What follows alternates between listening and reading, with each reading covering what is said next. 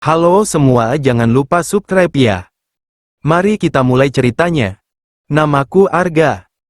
Aku tidak pernah menyangka hidupku akan berubah hanya karena terlalu sering singgah di rumah seorang teman. Reno adalah temanku sejak lama, sederhana, ceria, dan tidak pernah curiga apapun. Awalnya aku datang hanya untuk menghabiskan waktu, menghindari kesepian kos, dan berbagi cerita ringan. Tapi di rumah itu ada seseorang yang perlahan mengubah caraku memandang segalanya. Nadia, kakak Reno. Nadia berbeda. Ia tidak banyak bicara. Tapi sekali berbicara kata-katanya selalu terasa berat. Usianya 25. Sudah bekerja. Sudah terlalu sering dituntut untuk dewasa. Aku melihatnya pulang dengan wajah lelah. Menanggalkan sepatu dengan gerakan pelan, seolah dunia terlalu keras hari itu. Awalnya aku hanya memperhatikan, lalu mulai peduli. Dan tanpa sadar, mulai menunggu-nunggu kehadirannya. Kami sering berbincang berdua ketika Reno pergi sebentar. Topiknya ringan, lalu semakin dalam. Tentang pekerjaan, tentang mimpi yang tertunda, tentang rasa sepi yang tidak pernah ia akui ke keluarganya. Aku capek, Ga, katanya suatu sore, menatap kosong keluar jendela. Aku sering merasa sendirian, padahal rumah selalu ramai. Kalimat itu melekat di kepalaku lebih lama dari yang seharusnya. Aku mulai sering datang bukan karena Reno. Aku mulai mencari alasan. Aku mulai menyadari bahwa batas antara kakak teman dan seseorang yang kuinginkan mulai kabur. Malam itu hujan turun tanpa ampun. Listrik padam. Reno sedang keluar. Rumah yang biasanya biasa saja terasa sunyi dan terlalu dekat. Kami duduk berdampingan, hanya ditemani suara hujan dan cahaya ponsel. Obrolan berubah pelan. Nadia membuka hal-hal yang tidak pernah ia ceritakan ke siapapun, tentang tekanan keluarga, tentang takut tertinggal, tentang kegagalan cinta sebelumnya. Aku tahu ini bodoh, katanya pelan, tapi aku nyaman kalau sama kamu. Kalimat itu seharusnya membuatku berdiri dan pergi. Tapi aku tetap duduk. Saat jarak di antara kami semakin dekat, tidak ada yang menghentikan. Tatapan bertemu terlalu lama. Sentuhan kecil tidak ditarik kembali. Kesadaran bahwa ini salah ada, tapi tidak cukup kuat untuk menghentikan langkah berikutnya. Ciuman pertama terjadi dengan ragu. Tidak indah. Tidak direncanakan. Tapi setelah itu, semua pertahanan runtuh. Kami masuk ke kamar, bukan sebagai orang yang tidak tahu apa yang mereka lakukan, melainkan dua orang dewasa yang memilih mengabaikan konsekuensi.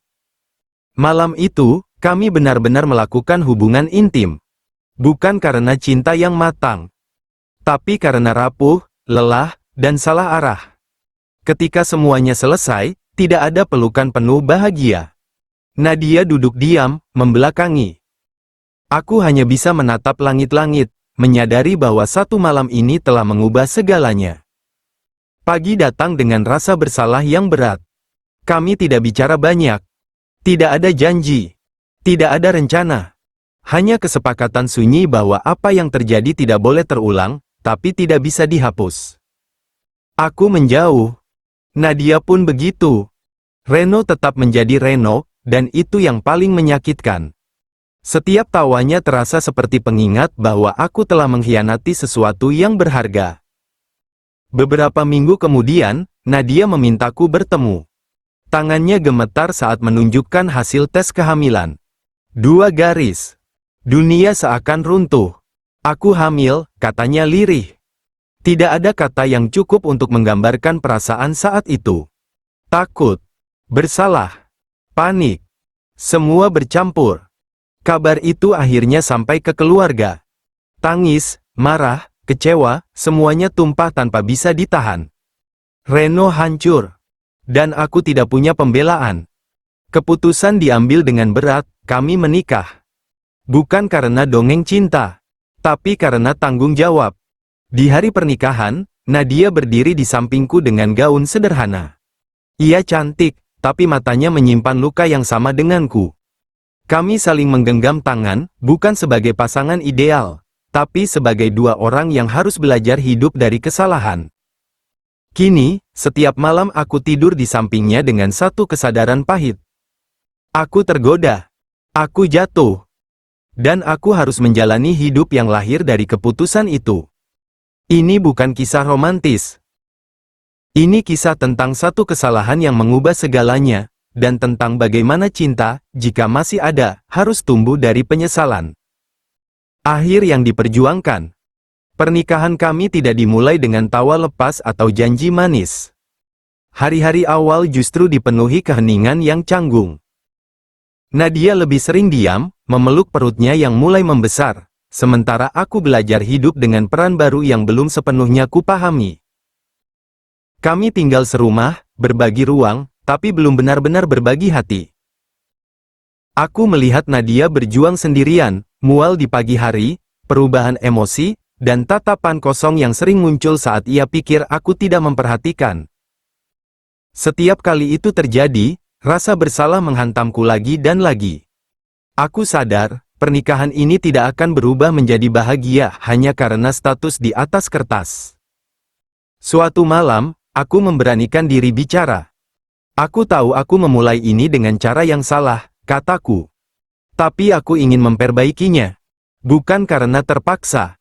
Karena aku mau. Nadia menatapku lama. Matanya berkaca-kaca. Aku takut berharap, katanya jujur. Aku capek jatuh lagi. Kalimat itu menjadi titik balik.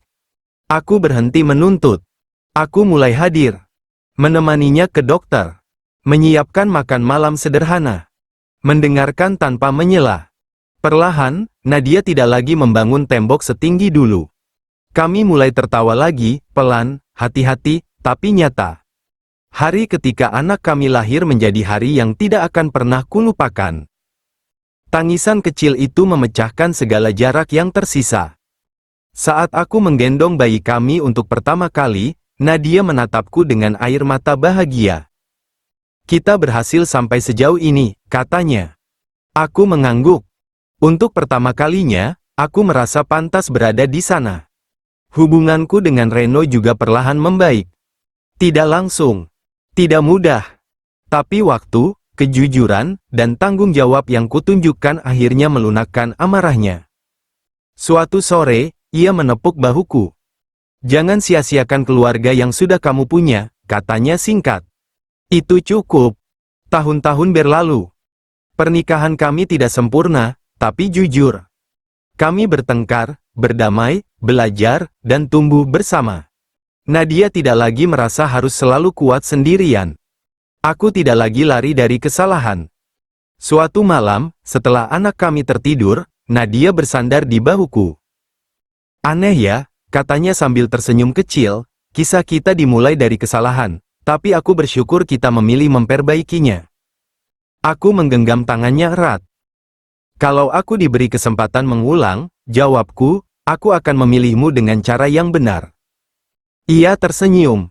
Bukan senyum pahit seperti dulu, tapi senyum yang hangat, penuh penerimaan. Dan di sanalah aku mengerti. Kebahagiaan kami bukan hadiah. Ia adalah hasil dari tanggung jawab, kejujuran, dan keberanian untuk berubah. Kesalahan mungkin menulis awal kisah kami. Tapi cinta, yang tumbuh perlahan dan nyata, menulis akhirnya. Tamat.